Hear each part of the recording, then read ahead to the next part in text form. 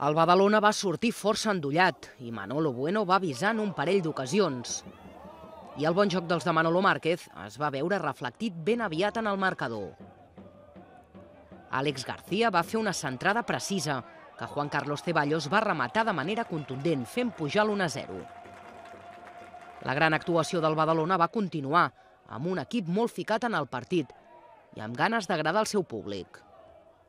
El 2-0 va arribar mitjançant una acció de Manga, on el rebot va afavorir Àlex García, que va materialitzar el segon gol davant el deliri local.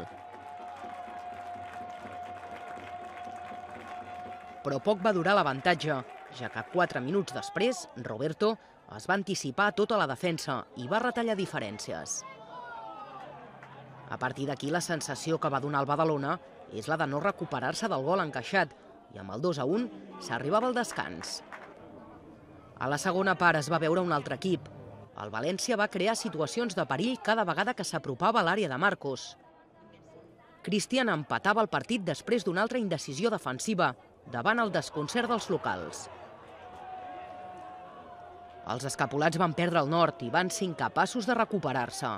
Mentrestant, el València seguia fent el seu partit i al minut 68 Cristian aconseguia el gol de la victòria, en plena davallada badalonina. Qui pot dir alguna cosa de l'actitud de l'equip?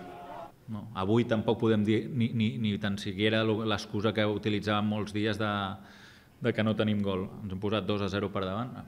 Amb 2-1, que jo sàpiga, el partit l'estem guanyant nosaltres i l'equip s'ha vingut avall.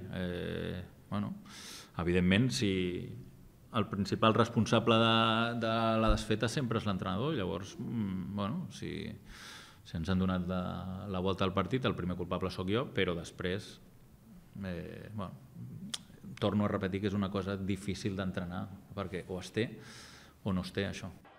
Els escapulats amb 43 punts ja se situen a 5 de la quarta plaça i ara hauran d'afrontar 2 desplaçaments consecutius que seran vitals per no deixar escapar el tren del play-off.